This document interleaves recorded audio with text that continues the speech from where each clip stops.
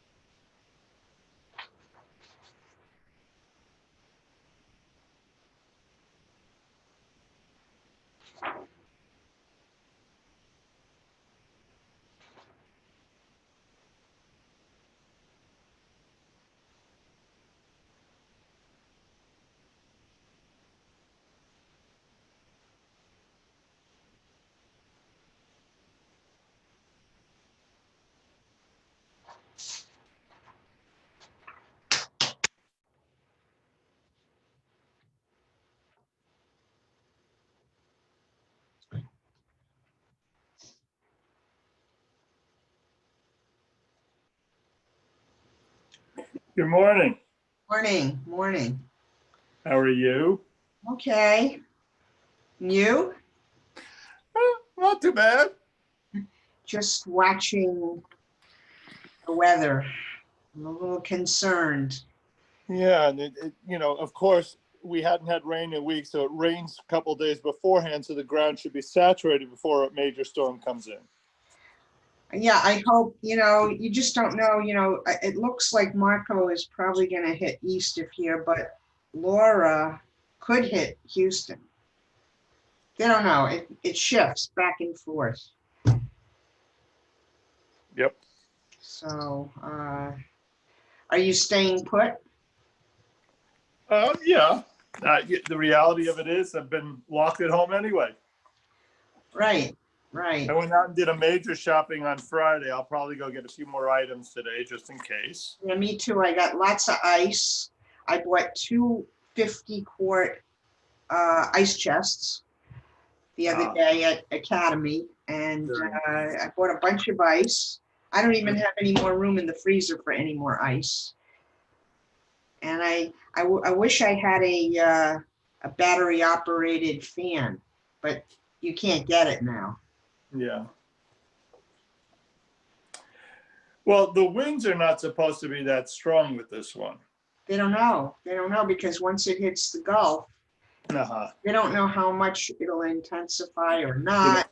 You're right. I was thinking of the other storm. They were saying. And the other one is kind of a weaker storm, and it's moving east. Yeah. But this one, they don't know. It could even miss Houston and go further south and west and hit Corpus or below or south. Right. But they don't know. I read Space City weather, Eric Berger. That's the one I follow. Okay.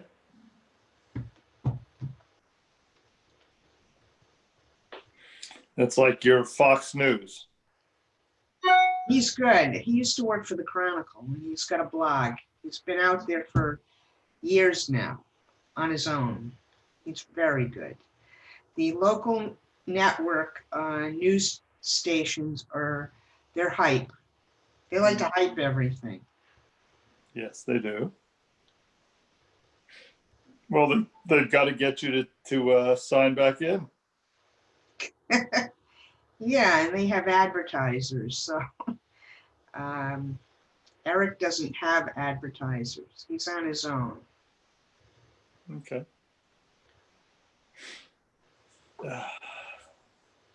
I heard Thursday was very nice. Thursday. Your birthday. Oh yeah, it was very nice. We missed you. I'm trying not to. It's too easy at this point because of sheer exhaustion to change your rules, and I'm just trying not to. Yeah, we were like at least 6 feet apart from each other in the backyard. So it worked out. I'm glad. Good. Yeah, sometimes you got to get out of the house. It's just, it's so isolating. Yeah. Yep. No question.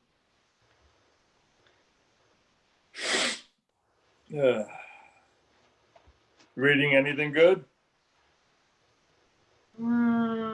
Nothing but news. Okay. How good is that? Well, that's not great. No, last week, I watched the convention. That was interesting. Okay. But and I've been taking a lot of classes. I take these international Melton classes. They're very good. Right. Very good. And now they're opening up these classes, the 10-week classes and 6-week classes. A lot of synagogues or local Melton programs are opening it up to anybody. So you could be in a small class, say of 10 to 20 people, with people from all over the world. Could be South Africa, could be, That humans ought to obey God. Personally, you may dispute it. Sorry. You may believe that human rights trump divine authority. And if God... Yeah, go ahead. Sorry. Well, I've got 2 books I'm working through. One, I think you read one by James Kugel, right, as part of the book club or not? Yeah, I'm not in the book club anymore, though. Okay, yeah. So I'm reading his newest book called The Great Shift, which looks at how God is perceived in the Bible in many, many different ways by many different authors. Right. And I have the book. I haven't read it yet. Yeah. And the other one is Homo Deus, which is Yuval Noah Harari. He wrote Sapiens. Well, this is his brief history of tomorrow. It's looking into the future. And it's brilliant. It's just brilliant. Both of them are brilliant. What's the name? Homo Deus. Deus? Deus being second. Yeah. D-E-U-S. Right. Good morning. How are you? Good morning. How are we all doing? Okay. Another warm day in Houston. Yes, indeed. Yes, indeed. And in California. Oh, yes? Oh, yes. Last week you forgot to record I the did. session.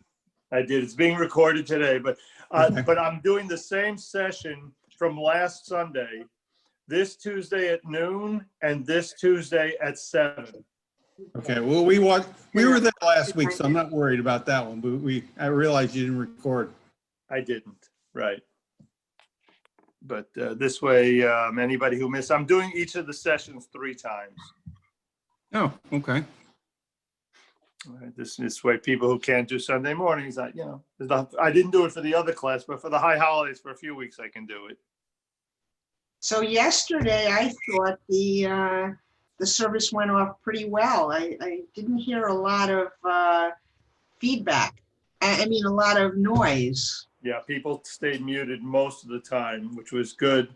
And yeah, it went much better than I thought it would, to be honest with you. Yeah, I thought it was very nice. I guess, we got to give people credit for knowing not to sing along when they're unmuted. When are you teaching on Tuesdays? It's well, normally this week is different. I'm teaching every week Tuesday at 7 o'clock. All right. And normally I'm going to teach Thursday at noon. This week I've shifted it because David Crone's interview with the countertenor, the only day he could do was Thursday. So I'm doing Tuesday at noon.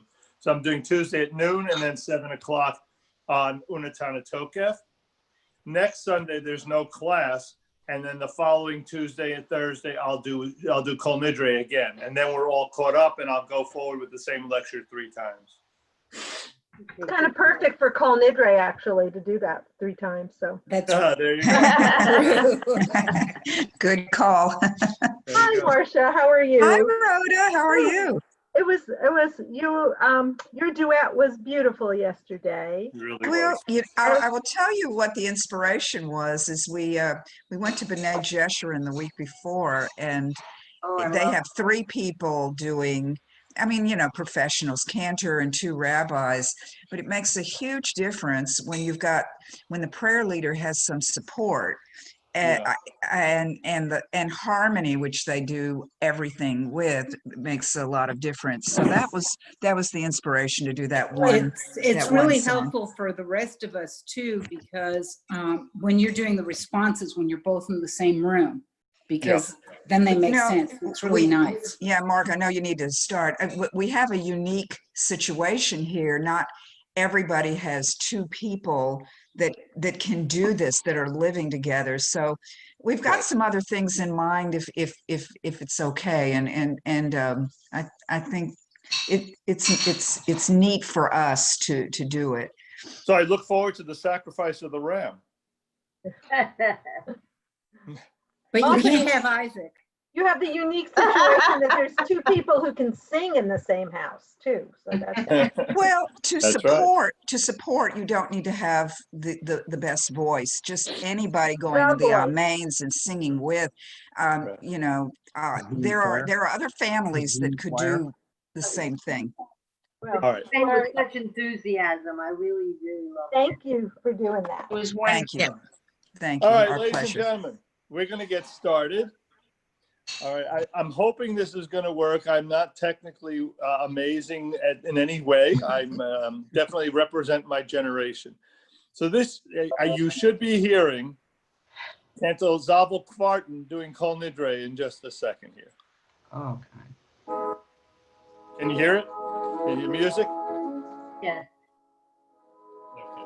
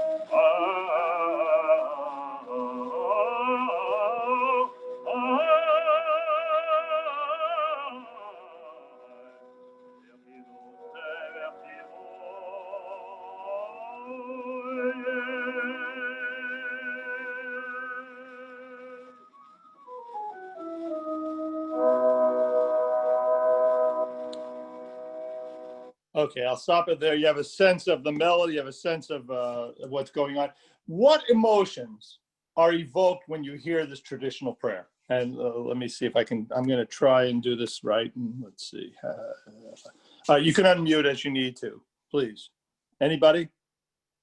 It's a Bleeding. feeling of majesty Okay. and greatness. Yes, you hear pleading. I hear a Pleading. pleading in his voice. Yeah, It's I hear that too. soulful. I hear soul. Very serious. Soulful. Deep. Very- Okay. All right. So now, having said that there's a power to this music. And by the way, the minute you hear yada, you almost don't have to hear more. You know what's coming up. It's Kol Nidre. It's distinct. It's different than everything else we do. So now I want to look at the reading. I now want to look at the translation of what it is Kol Nidre is saying. All right. So Marcia, would you read us reading number 1? Yeah. Yes, just give me a second to pull it up. Okay, reading number 1. Here we go. All vows, prohibitions, consecrations. How do you pronounce that? Konam? Konam. Konam vows, konas vows, Vow. Different kinds of vows, right? oaths or equivalent terms that we may vow, swear, consecrate, or prohibit upon ourselves from this Yom Kippur until the next Yom Kippur, May it come upon us for good regarding them all. We regret them henceforth. They all will be permitted, abandoned, canceled, null and void, without power and without standing. Our vows shall not be valid vows. Our prohibitions shall not be valid prohibitions, and our oaths shall not be valid oaths. Okay. Oh, hold on.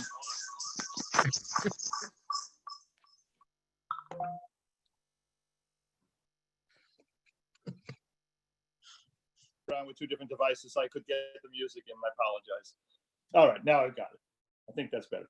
All right, so now, what emotions are evoked by the text itself? Well, as I put in that, I don't think knowing this, that anybody would want to do business with a Jew. It would seem like whatever you said you were going to do wouldn't matter. Right, and we'll talk about that, absolutely. Okay, it's cold. It's absolutely emotionless. We have this unbelievably powerful melody and this unbelievably unpowerful, for lack of a better word, text. They don't go hand in hand. All right. One is majesty, one is pleading, one is, and then the other is legalistic. Yeah, it's a language that we don't know. Right. All right. It is completely a disconnect between the text and the music. All right. We're going to get into that. Okay. People who attend no other Jewish service in the year go out of their way to be present on Yom Kippur to hear Kol Nidre chanted. We all know in setting up our synagogues, when do we have to have the room for the most seats? Kol Nidre Eve. I've not been in any synagogue that didn't approach it that way. Everybody shows up for Kol Nidre, no matter how secularized they've become if they're a member of a synagogue. Okay? The recitation of Kol Nidre conjures up images of our annual communal outpouring on Yom Kippur, crowded sanctuaries, and haunting music. That's the image of the Kol Nidre service. The intense emotional and the spiritual components of this that are generated by this Kol Nidre service is demonstrated by the story of the famous German Jewish philosopher Franz Rosenzweig. Rosenzweig grew up like many European Jews of his generation. His home was nominally Jewish and his religious education was minimal. And as a young man, he decided to convert to Christianity, as did many of his contemporaries.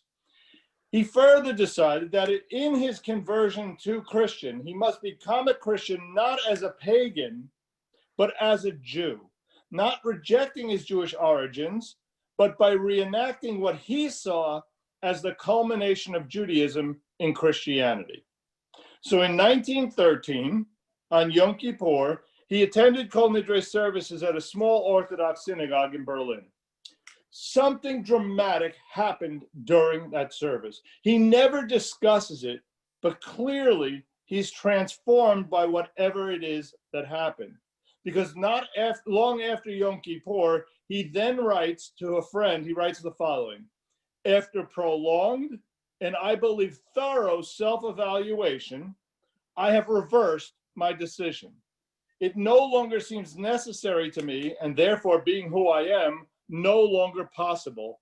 I will remain a Jew. So something happened during the Kol Nidre service. All right, and clearly it's not the legalistic text that influenced it. Okay? Kol Nidre is at one and the same time less than a prayer and more than a prayer. Less than in that it makes no requests and it's not even addressed to God. Okay? Less than in that it's actually a legal formula with no human spirit to it. Prior to Yom Kippur, and by the way, Kol Nidre must be started prior to the actual Yontif, start of Yontif. Prior to the beginning of Yom Kippur, The cantor is flanked by 2 scholars holding Torahs while the text is chanted, as Rhoda pointed out, 3 times. Okay? Thus, this text describing the nullification of vows follows a legal practice. It requires 3 men as a Beit Din, so you've got a legal court. The procedure has to begin before sundown because it is a legal declaration which is forbidden on Yontif. So it must begin before Yontif. And the proclamation is made 3 times. 3 witnesses, 3 times recited before Yontif. It is a legal formula. You can see the courtroom being set up. But it's also at the same time more than just a prayer, in that it has its own ritual.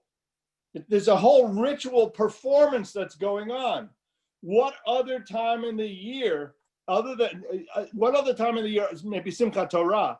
All the Torahs are removed. You have an empty ark that you're looking into. All right, that's not normal. All right, you also have everybody wearing a talit for an evening service. Right, that's not normal. Okay, the talit is not worn at night and would normally not play any role in an evening service. But since Kol Nidre begins before sunset, I keep emphasizing that, it is permissible, and therefore it's become actually customary in nearly all communities, for adults to wrap themselves in the full regalia of prayer, the talit. Mincha, normally the leader wears a talit and nobody else does, but you can, everybody can. And so since this is prior to Yontif, everybody wears the talit. As an aside, there's another symbolism that's playing here with the talit. It's a stark reminder of death and the transient nature of physical existence, because the dead are buried in a talit and a kittel. What are we wearing? A kittel and a talit. All right? And so with all this pageantry that's going on, Kol Nidre is not only more than a prayer, but it's the high point of the evening, so much so that everything else can seem like background liturgical music.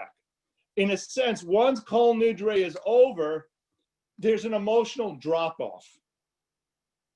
There's other beautiful prayers. Shema Kolenu was beautiful, Avinu Malkeinu was beautiful, but Kol Nidre has an essence to it that is just different, and therefore once it's over, there's this sense of exhaustion. All the Torahs go back in the ark. Everything returns to what is essentially the normal of prayer. That said, okay, there are problems. Let me talk to you about the problems with this prayer. Number one, is Nomi here? Yes, okay. So Nomi, I want you to confirm what I'm about to say. It is in a medieval Aramaic, which no one understands. Nomi, can you translate this prayer for me? No way. No way. It's not in Hebrew. It's not it's also, by the way, it's not in the Talmudic. It follows the patterns of Talmudic Aramaic, but it's a medieval Aramaic. It's a much later form. It is a prayer that no one can translate. Additionally, the prayer defies moral logic. Kol Nidre is a blanket request that holds us guiltless for the vows we make and don't honor. Yet Judaism demands the very opposite, that our word be our bond. And so it doesn't even fit into the legalistic system of Judaism. All right, we can't translate it. It seems to contradict Jewish law. And finally, the Talmudic passage, which provides the legal basis for Kol Nidre itself, speaks not of Yom Kippur, but of Rosh Hashanah. All right, Gail, would you read reading number 2? He who desires that none of his vows made during the year shall be valid, let him stand at the beginning of the year, Rosh Hashanah, and declare every vow which I make in the future shall be null. So the Talmud says, say Kol Nidre and Rosh Hashanah. That's the Talmud. All right. The procedure originally established for the day, the very beginning of Rosh Hashanah, just before it begins, just like we would do at Yom Kippur, was shifted to Yom Kippur sometime in the post-Talmudic era. The medieval, I can offer you a couple reasons. And again, anytime you have a couple, it means we're not sure. All right. The medieval authorities explain that this was done just like today. People weren't coming to services on Rosh Hashanah. They were coming on Yom Kippur, and they wanted as many people there as possible to fulfill this obligation. And so they shifted it to a time in which people were in attendance. All right? If we did this on the second day of Rosh Hashanah, we'd miss a lot of people. Right? It's simply, that is the pragmatic of it, okay? Another reason has been provided by our tradition, though. Many other reasons. Let me give you one. Perhaps the annulment of vows was moved to Yom Kippur to minimize the risk that between Rosh Hashanah and Yom Kippur, you would make new vows that don't get fulfilled.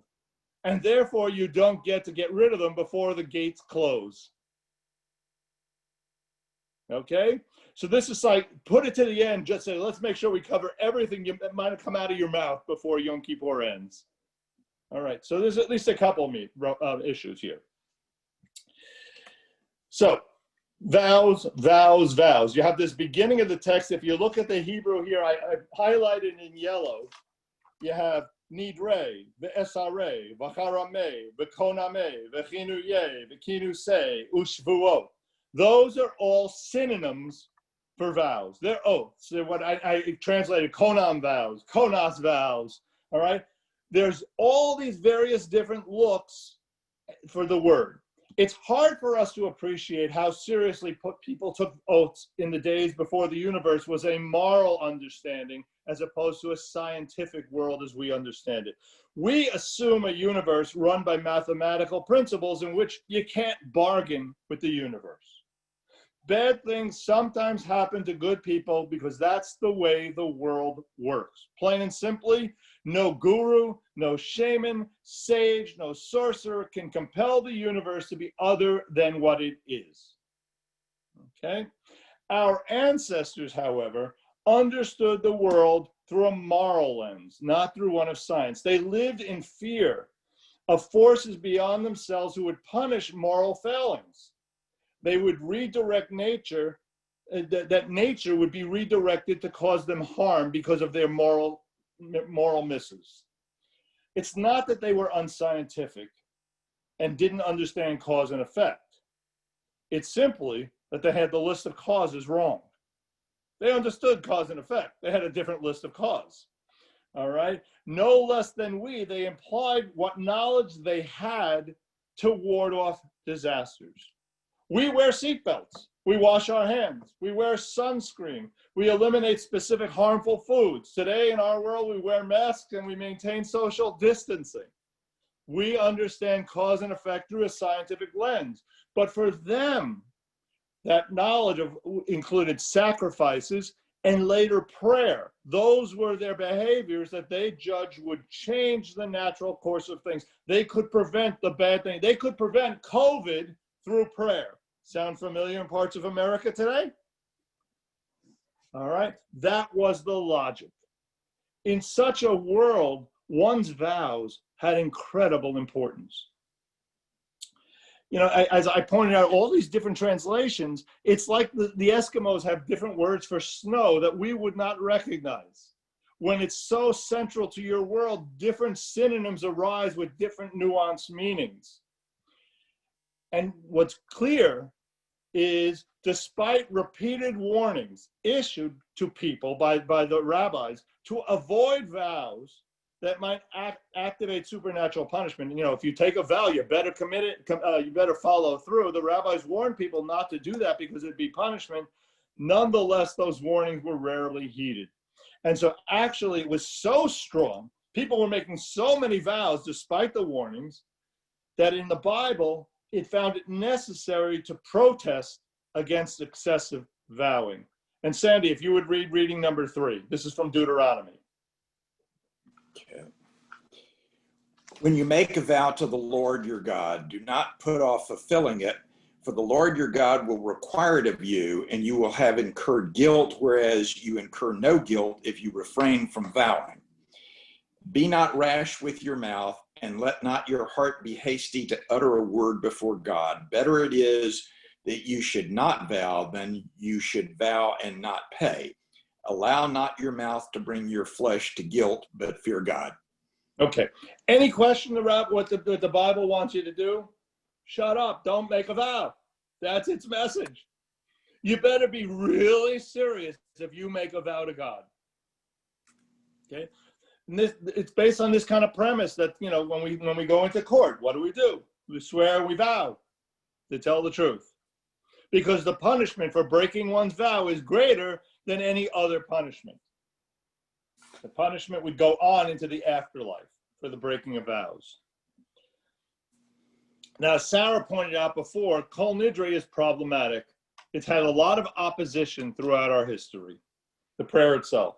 It's had to survive centuries of powerful and persistent opposition. Non-Jews, primarily Christians throughout history, have used the text of Kol Nidre to support the claim that the word of a Jew has little value, as vows can be annulled through this text. Okay, whatever you say in court isn't necessarily valid. Historically, this accusation was leveled so often that legislators of the medieval period considered it necessary to have a special form of oath administered to Jews in court. Many judges simply refused to accept a Jew's vowed word in court based on this text. And so Jews weren't allowed to testify because of the Kol Nidre prayer. But the opponents also included rabbis, eminent rabbis, who have challenged the underlying principle, that of a blanket annulment of all vows.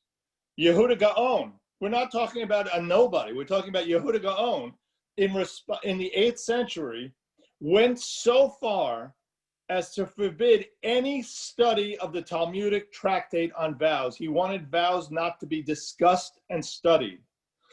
Judah ben Barzillai in the 12th century, so Gaon in the 8th, Barzillai, you'll see a lot of this is happening in the 12th century, declares that the custom of reciting Kol Nidre was unjustifiable and misleading, since many ignorant persons, he says, believe that all their vows and oaths are annulled through this formula, and consequently, they take such obligations on themselves carelessly. If you know that you can get rid of it, why not make a vow? All right? He says, get rid of this formula because it's detrimental to the relationship with God and man. So what is really going on here? We need to note that the vows extinguished by Kol Nidre are only those in which an individual voluntarily assumes for oneself alone, only for yourself, in which no other person or their interests are involved. All right? It's not about your relationship with somebody else. The minute another person is involved, it no longer plays. The Art Scroll Machzer says the following. There is a dangerous and erroneous misconception among some people that the Kol Nidre nullification of vows gives people the right to break their word or to make sincere promises that have no legal force.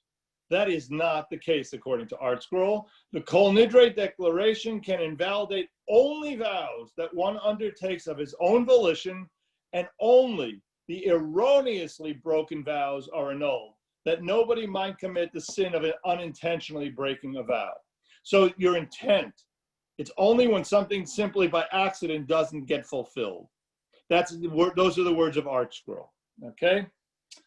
Additionally, vows and obligations involving duties between man and man, between people, are not encompassed in the Kol Nidre ritual. All right, which should take off the table the discussion of what goes on in courts, okay? Because that's a different setting.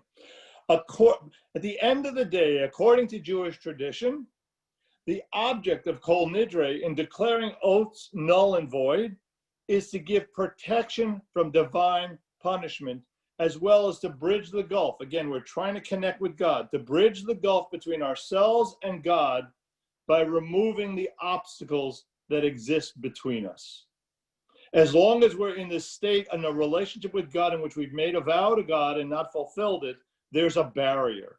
And so what Kol Nidre tries to do is break the barrier so we can engage in conversation, true heartfelt conversation with God. This opposition to Kol Nidre has continued into the last 2 centuries. Yielding to all these accusations and the complaints in the course of the centuries, the Reform Rabbinical Conference held in Brunswick in 1844 decided unanimously that the formula was not essential, which is a term that they use very deliberately, and that members of the convention should exert their influence towards securing the end of the recitation of Kol Nidre. Okay? The powerful melody, again, this is where the power is the melody, was retained and applied to a German hymn or a Hebrew psalm. So they took the melody of Kol Nidre and applied it to a different text, but the words were eliminated. Now, just so you not walk out of here with a different understanding, in 1961, Kol Nidre in its full Aramaic text was restored to the Reformed liturgy. So they do say it today. But they went 117 years with no Kol Nidre in the text.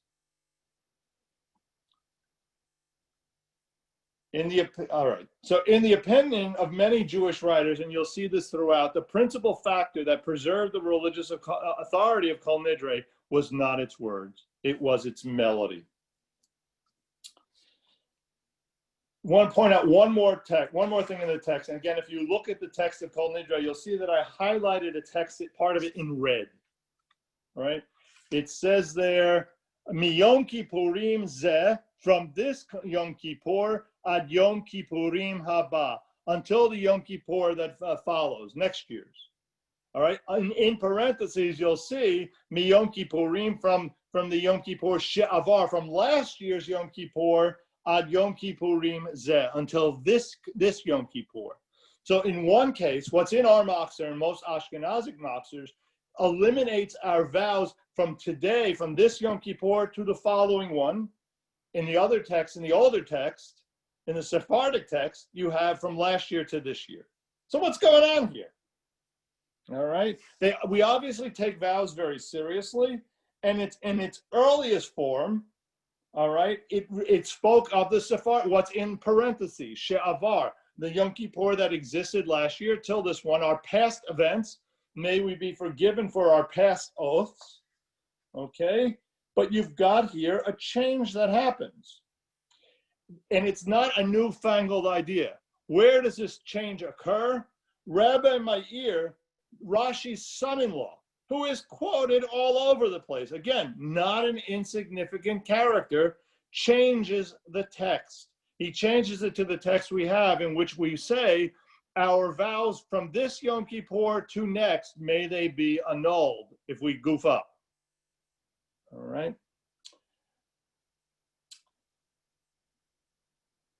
Many explanations have been offered for this. Okay.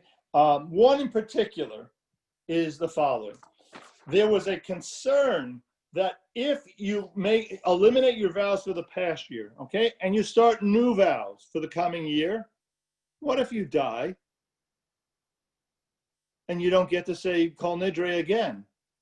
You're living in a year in which the vows you've made since the past Yom Kippur have not been annulled. And if you remember what I said to you, your words, the punishment for your vows that are not annulled goes on into the afterlife. And so Rabbi Meir made this change in the text to make sure that that wouldn't happen. So you're annulling your vows for the future. Now, in the Ashkenazic text, that's what we do. In most of the Sephardic world, they have the past tense, but many Sephardic communities do both versions.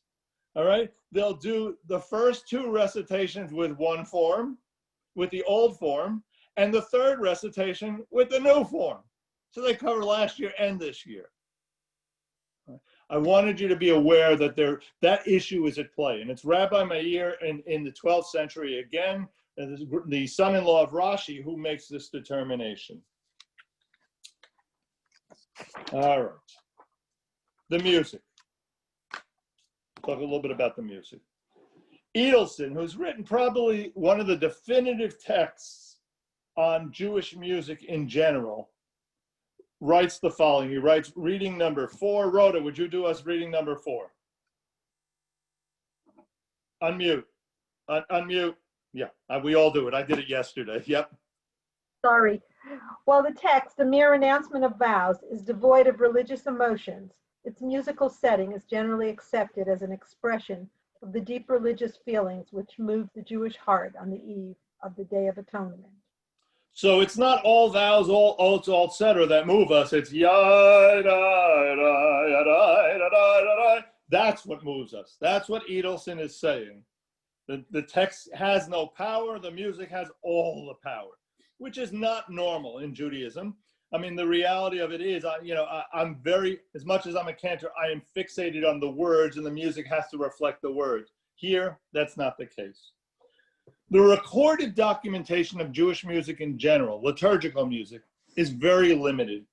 Prior to 1750, so we're talking about only 250 years ago, prior to 1750, there existed only 20 documents of Jewish musical notation, written musical notation.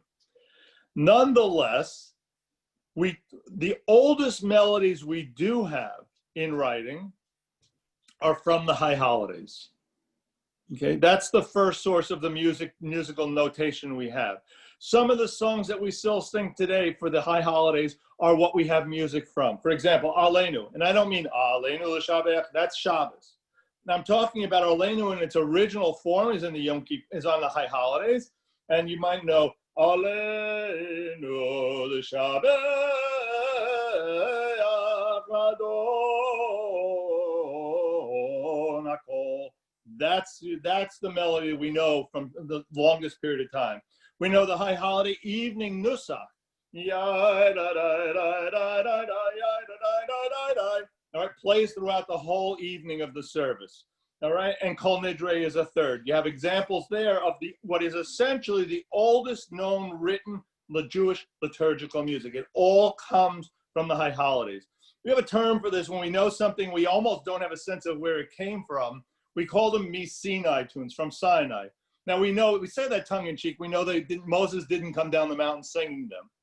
All right, but essentially they're the oldest known tunes that we have. And the one I would throw at you is Adon Olam Asher Malach. You might know 900 other melodies. Every synagogue might have its own, but you probably, no matter where you're from, know that melody. Everybody at some point uses that melody. Okay. Let's look at the music of Kol Nidre in particular. Its history is clouded in mystery. The earliest references to a Kol Nidre melody come from Judah HaNasi of the 12th century in Jerusalem. You keep hearing the 12th century. There's a lot of development around Kol Nidre in that period. The practice of chanting Kol Nidre formula 3 times is recorded in a Machzor Vitri, in the Machzor Vitri in the 12th century record by the Old French Jewry. Each of the repetitions was intended to convey particular thoughts and emotions, and it is probable that the early Chazanim improvised the melodies to express different ideas. Okay. In the course of time, however, certain melodies must have become traditional. So we know by the 15th century that Rabbi Jacob Molin, who we often refer to as the Maharil, all right, the father of the Ashkenazic mode of worship, had his own melody for Kol Nidre. And by the 16th century in Prague, all right, we have the following reading number 5. Larry, do you have the text with you, Larry Feld? And unmute and give us text 5.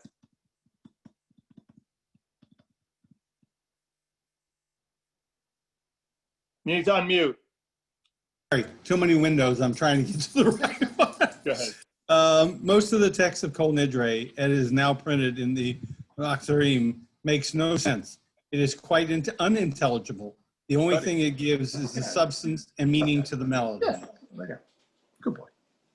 Okay, and so what you have over time is you have the melody. If he's saying that about the melody, it has to be somewhat fixed. Okay, in 1871, Lewandowski, a music director and composer in Berlin, published a form of Kol Nidre with a choir, which has become somewhat standard ever since. It's what we do at Brit Shalom. I know when David Crone came to the synagogue, he knew of this. He said that he came into my office and said, "Do you have the music?" It's the first thing he went looking for, all right? It's in the standard volumes of text that we have on what is traditional. That said, there are probably no two synagogues in which the melody is chanted note for note the same. But the divergences are not radical, and they all fit into what is essentially the normalized for the text. What you just heard, by the way, by Kvarton when I started is not the melody that we use in the synagogue, exact note for note, but none of you said, "What is that? I don't recognize that." Okay, of course you recognize it, because the mode is the same. They're just slight variations. And I do something, when I've done Kol Nidre, I do a completely different version that was taught by my chassan. Okay, would you recognize it? 100%, absolutely. The music of Kol Nidre has also found its way into the popular culture. Listen to this one. In 1826, Beethoven incorporated the Kol Nidre opening motive into the sixth movement of the string quartet in C sharp minor. So Beethoven was aware of and incorporated it into his music. It's also found its way into the American popular culture. You probably have heard it in different places, but the first talkie, the jazz singer in 1927, features Kol Nidre as a musical symbol for the message of the film as a whole. Al Jolson was featured as Jackie Rabinowitz, a cantor's son who disappoints his dad by abandoning the world of synagogue music to become a jazz singer. At the end of the film, Jackie must choose the world into which his heart belongs. When his father, I dropped it. When his father becomes too ill to sing Kol Nidre in the synagogue, Jackie cancels his jazz performance and fills in for him. This film, 1927, had an enormous impact on Jewish moviegoers who saw in Jackie their own story of the mounting conflict, their internal conflict, their identity conflict between their loyalty to the Jewish past on the one hand and the acculturation into American society on the other. And the haunting strains of Kol Nidre symbolizes the tug of tradition. They pick something that everyone would recognize and pull on their heartstrings as part of Jewish identity. Here's an interesting aside while we're here. Kol Nidre was chanted in 1927 by Al Jolson, in 1980 by Neil Diamond, but there was a 1959 television presentation as well. Anybody have a sense of who sang Kol Nidre in 1959 on television? Johnny Mathis? No, good guess. Harry Como. Good guess. Danny Kaye. Also a good guess. How about Jerry Lewis? Ooh. I found that one fascinating. I'm having a hard time imagining, him with his funny voice. I'm sure he did it in a real voice, but the combination doesn't work for me. But it was Jerry Lewis. I want to take some time and look at there's a paragraph that precedes Kol Nidre. B'shiva shel Mala, this is reading number 6, by the authority of the heavenly court, Uvishiva shel Mata, and by the authority of the earthly court, al da'at hamakom, the al da'at hakahal, with the foreknowledge of God of time and space and with the agreement of the congregation, anu matirin, we give permission, lehit palel im ha'avarnim, to pray. I had to sing it in my head to get all the words. It's not in front of me. Lehit palel im ha'avaryanim. The avaryanim are the sinners. Okay, this is again was a medieval edition by Rabbi Meir of Rothberg. All right, I want to talk a little bit about this introduction here. So what do you mean? We're saying God and our community give us permission to pray with all the sinners around us. Okay, so there's a message here. One, perfection is not a prerequisite for joining a Kehillah Kadosha, a holy community. There's actually a Talmudic saying in the name of Simon Chasidah that says any fast that does not include the presence of Jewish sinners is not a fast. Okay? That's Talmud. So what you've got here is not only permission, but a requirement. You better have sinners around you. Well, I've got good news. All of us qualify, so we're all fulfilling that for the other person sitting next to us. All right? We all qualify. We are a collection of people who are works in progress. What unites us is not what we have accomplished, but what we're striving to accomplish. We've all missed the mark. We're all striving to be wonderful. We're all striving for perfection. But the good news is none of us have achieved it, and therefore we all fill this out. I heard an interesting, I was in New York, and I remember hearing at the end of this B'Shiva Shamala, the Hitpalel Im Ha'avaryanim, a version at the end that the music conveys this sinners, and it goes, Hitpalel Im Ha'avaryanim.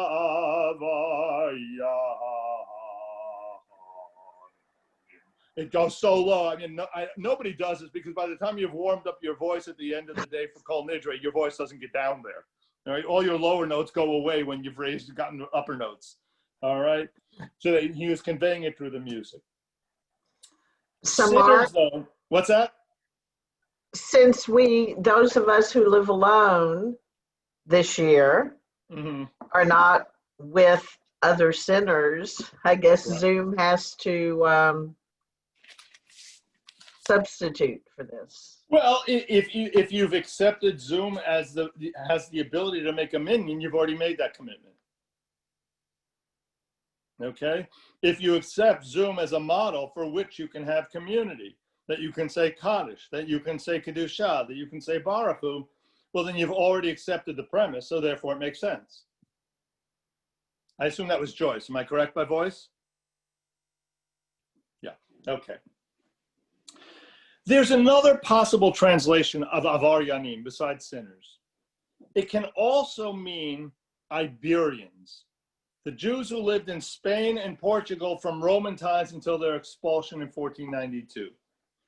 From 1391 on, there was a vicious anti-Jewish campaign by the Christian clergy their claim was that Kol Nidre arose specifically to nullify the vow of conversion that the Iberian Jews were forced to take. Okay?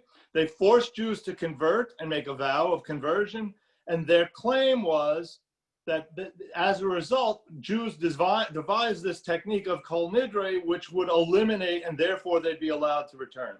Now, a couple things. One, you need to know that within Christianity, once you become a Christian, you can never leave.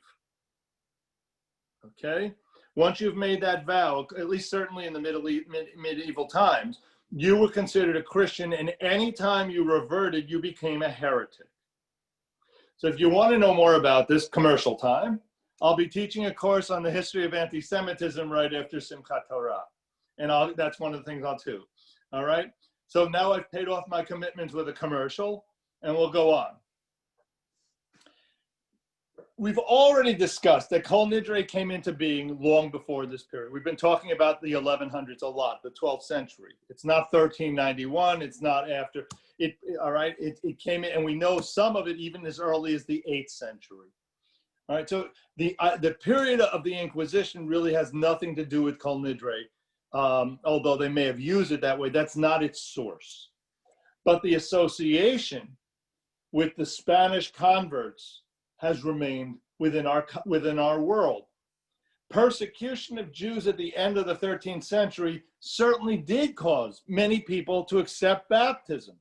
All right, their lives were at stake. Their if not physically, their economic lives were at stake. Life was incredibly difficult. All right. And some converted in good faith. They really decided, you know what, let's just do this. Others saw it as a pretext and they practiced Judaism secretly at home. We know them as Marranos or you know, essentially those who were converted artificially. And I know many people today who make the claim they're descendants of those Marranos. The church found it very difficult to determine who was being real and who was not. All these people had converted into society, which now opened up all the economic doors to these people. But the church had then had the problem of trying to define who was really a true convert. They couldn't tell them apart. In 1469, Ferdinand and Isabella of the Columbus story united the Christian kingdoms of Spain, and they instituted the Inquisition to hunt down all the crypto Jews and kill them. Since they couldn't tell them apart, it became a quest to go hunt down those who had made the claim falsely. It's interesting to note, it was only against the lapsed Christians, those who converted, that the Inquisition was aimed. It would not go after Jews. Anybody who didn't convert was not a target of the Inquisition because they were not living falsely as Christians. March 31, my birthday, 1492, it's a wonderful day to have in connection. The new monarchs, we're talking about Ferdinand and Isabella, issue an edict of expulsion for all Jews, and on July 31st, the last of 100,000 Jews left Spain. So they have 1492, you have all these Jews have converted, you have the remaining Jews all leave. And so what you have left behind is, among the Jewish world, is only those who have converted to Christianity. All the other Jews have left. Logically, it makes sense. You're removing all the support systems from those who have converted. All right? So there's a logic to it. They were then encouraged to inform on one another until eventually nobody is safe. If everything you do, little Johnny, 3-year-old little Johnny goes to school or whatever they did and says, "Mommy, last night lit Shabbos candles," you're in trouble. Right? People would, so over this next generation, this is where it comes into effect. Over the next generation, thousands of Jews who had converted to Christianity fled Iberia and found their way to North Africa, Turkey, Italy, and Holland, where in 1492, the refugees had started to set up other Jewish communities. They fled to where Jewish communities had already been established. So now I want you to picture the following. You have the Jews who in 1492 refuse to convert. They stick true to their principles, and they leave and establish, let's say, a community in Turkey. Let's pick Turkey. A generation later, all the people, or many of the people who were agreed to convert, now show up at your door. What do you do with them? Okay, how do you make sense? Are they Jews? Does one get a second chance at Judaism? Can we give them a place in the Jewish community? Now, Rashi in the 11th century, a couple of centuries before, had ruled yes. Before that, it was an open question. But Rashi had ruled yes, that once you're a Jew, you're a Jew. If you're born a Jew, you're a Jew. Okay? But that is the legalistic form. That is not necessarily when it's in your face and you had to make the hard decision and leave. You had to leave all your economic support. You may have left your families because of your conviction, and suddenly somebody shows up who made the other choice. All right. By the way, yeah, according to Rashi, yes, once you convert, you're a Jew as well. They have made a different choice, and they show up at your door, and it's in your face. I know there's a legal ruling by Rashi, but there's a gut response to say, look what I had to give up that you chose not to. And I got to welcome you back. And so according to this ruling, The rabbis then said, Anu matirin lehipalel im ha'avaryanim. We are permitted to pray with these Iberians.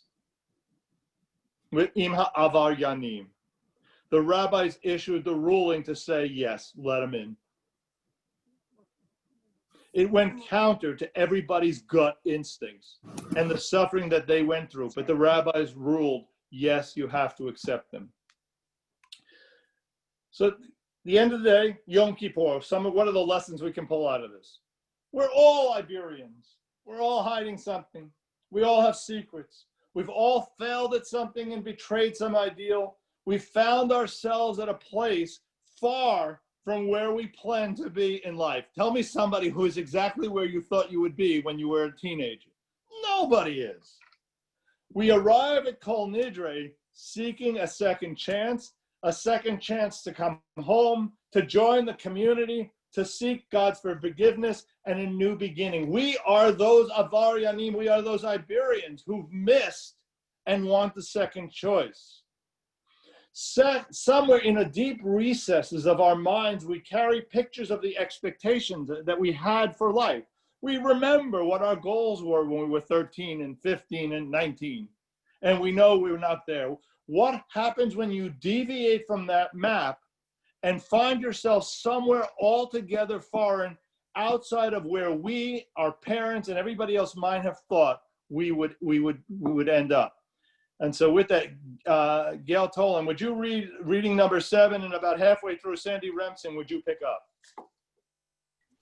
He was perfectly successful. He lived the perfect life, an exceptional record in school, brilliant career, perfect wife, perfect kid.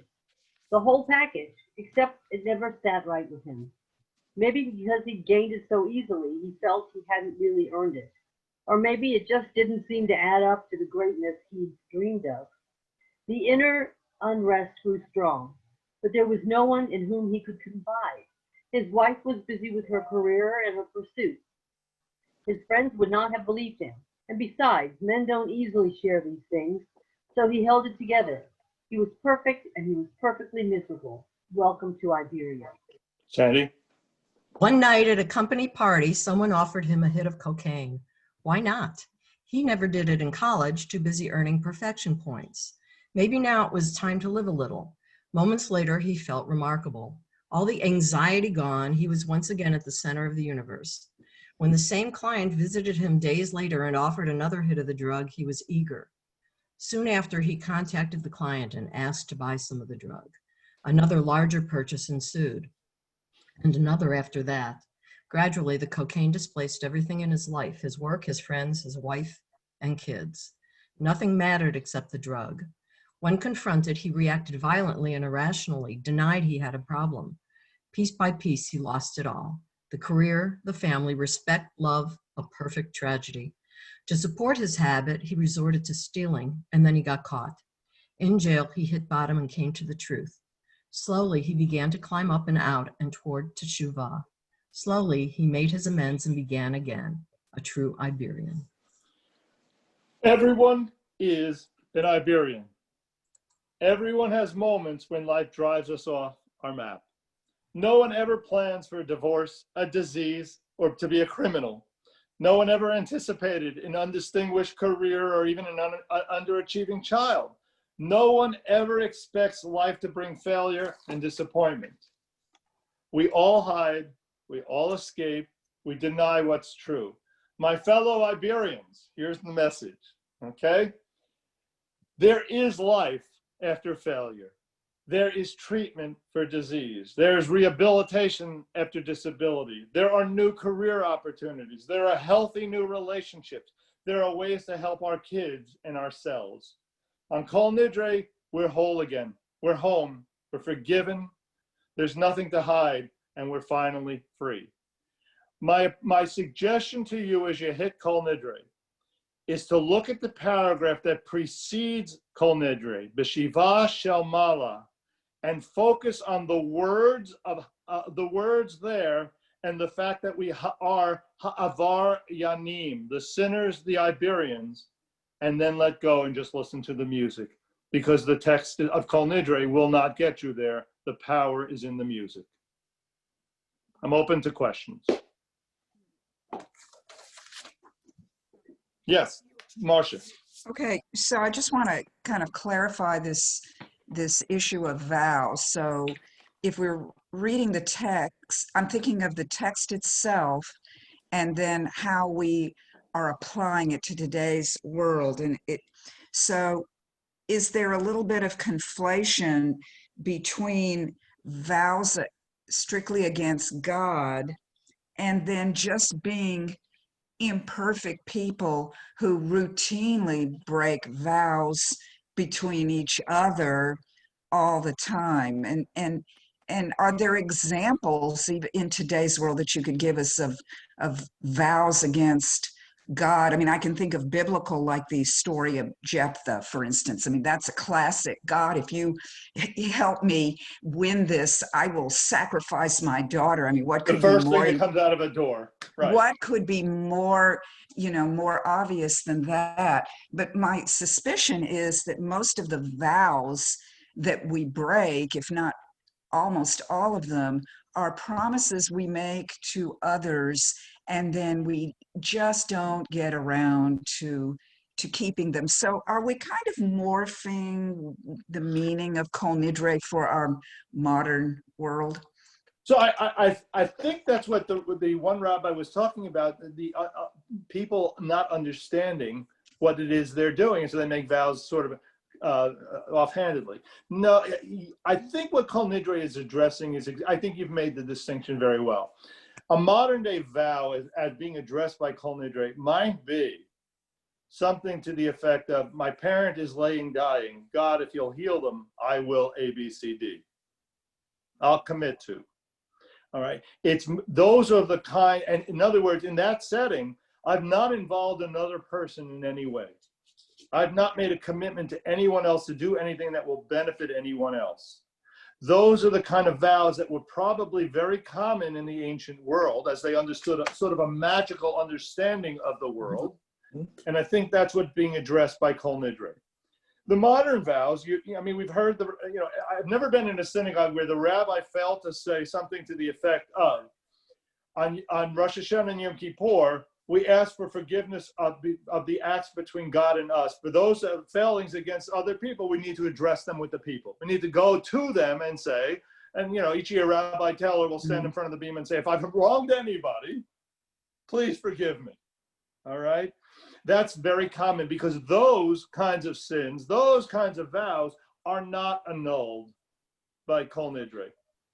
We tend to make far fewer of these vows in the modern world. All right.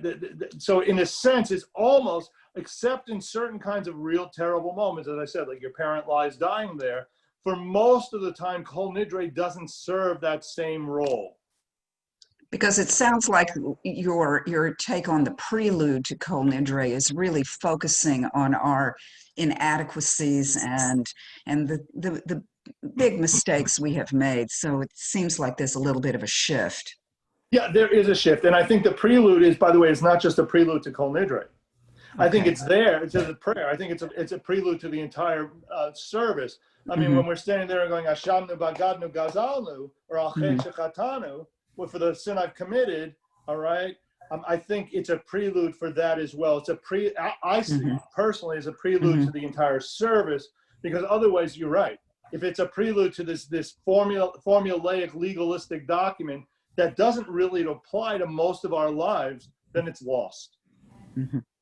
I think that's a great distinction you've made. Really quick, I understand that the St. Jude's Hospital was formed, Sue Resnick was telling me this, by a vow that Danny Thomas made, that God, if you will, and I can't remember what family member had cancer, if this family member is healed, I will, do this great thing. And I think that led to St. Jude's Hospital. So there's a vow fulfilled.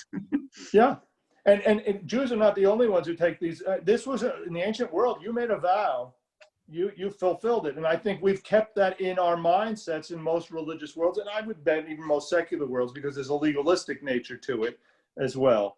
Otherwise, we would not. They wouldn't have you stand up in a court and say, "I swear on." I put my hand on the Bible and I swear there is seepings of religion into the secular world. That statement of vows have value has seeped into the courtroom. Thank you. Al Winters. Yeah, what happens to the vows of a Nazir who vows to God, you know, about how he's going to increase the devotion to him? Right. So the Nazir was someone, the rabbis actually discouraged anybody from considering becoming a Nazir. A Nazir is someone essentially who says, I have these 613 commandments that are obligated, I'm obligated to. That's not enough. I've got to be holier than thou. I'm going to give up liquor. I'm going to give up whatever it is entirely. I'm going to become an ascetic. And I'm making this vow to God. All right, the rabbis discourage that because they realize it's going to be all the more difficult to live up to.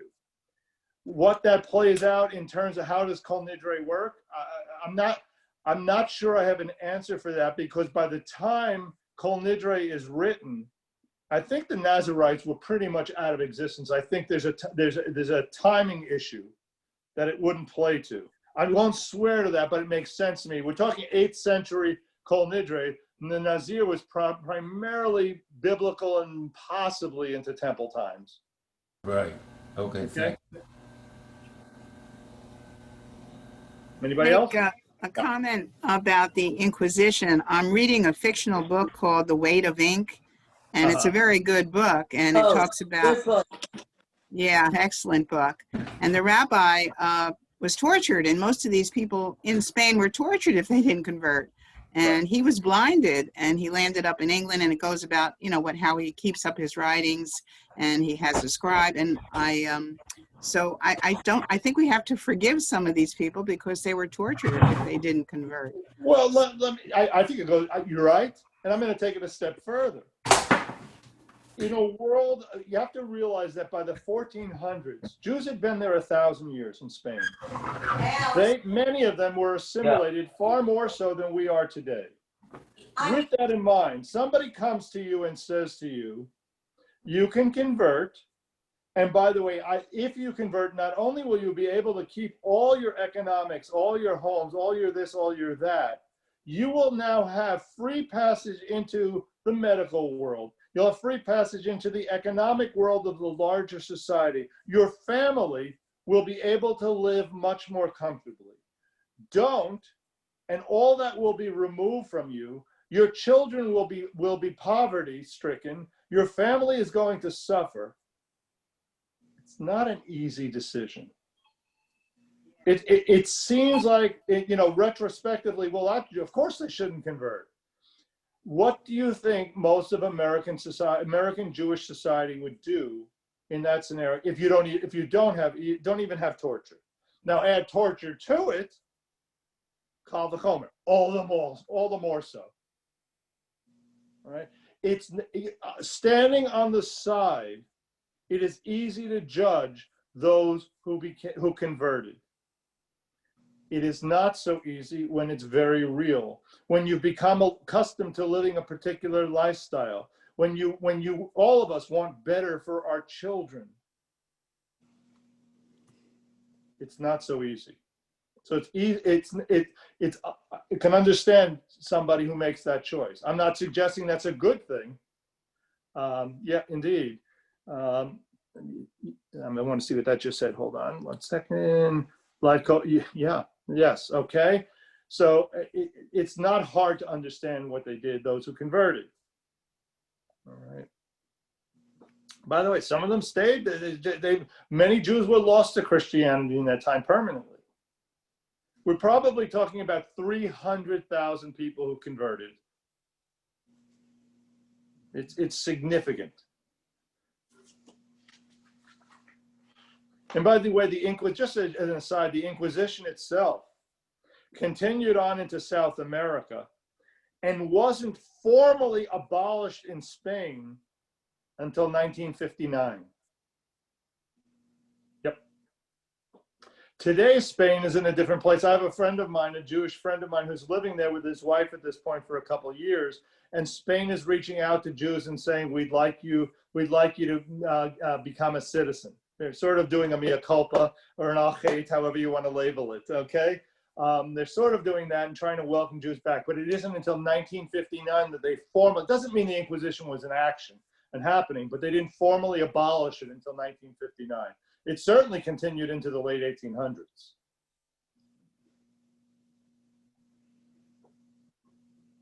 I'll ask him later. All right, anybody else? All right. Kol Nidre, listen with your heart. The only prayer of the entire year I'm going to say to you, disregard the words. Listen with your heart. Okay. Raise your hand, Steve. Okay. All right. Have a wonderful week, everybody. We're off next week, next Sunday. No class next Sunday. The week after, we will do Ashamnu and Al Chet. We'll look at the confessionals. And then the week after that, we will look at the Nila service. Sandy has a question. Okay, go ahead. I was a little confused about the difference between Ashkenazic and Sephardic and what role Rashi's son-in-law played in changing the words. All right. So Rashi's son-in-law was an Ashkenaz. Okay, that's the first. The original text talked about eliminating vows that were made from last Yom Kippur, from Yom Kippur 2019 to Yom Kippur 2020. That was the original text. Rashi's son-in-law changed it. And so from what our text says, and by the way, what's in parentheses is also in the parentheses in our Machzor. So they're both there, okay? What Rashi's son-in-law said is when we say it this coming September, what we would be saying is annul our vows from September 2020 to September 2021. It's not a retrospective annulment of vows, it's a prescriptive elimination. Or is that pro or prescriptive? I think it's prescriptive. Proscriptive. Proscriptive. Okay. It was one of the two. Prescriptive is right. Okay, I knew it was one of the two. I get them confused. But looking ahead. So that's what he did. The Sephardic maintained the 2019 to 2020 version. We recite the 2020 to 2021 version, but we have in parentheses both, and some Sephardic communities say both. Yeah. Just as an aside, on the Spanish, I was there several years ago and asked, there were about 30,000 Jews in all of Spain, which is about half of those in the greater Houston area. And what I subsequently read is that while they were welcoming Jews back, you had to pretty much prove that your family was a victim of the Inquisition. And finally, on the Danny Thomas, I think St. Jude is the patron saint of lost causes. And I had heard it was because his career was failing, but if someone was suffering, it must have been Uncle Tanus. Okay, I had heard that it was a family member that was sick, but that may be legend. Thank you. Naomi, good to see you. Thanks. Please send us your new address. To whom are you speaking? Okay, Leslie, I will. Thank you so much. Love you all. Miss you all. Have a wonderful week. Shavua Tov. Thank you very much. Thanks, Mark. Thank you. Thanks.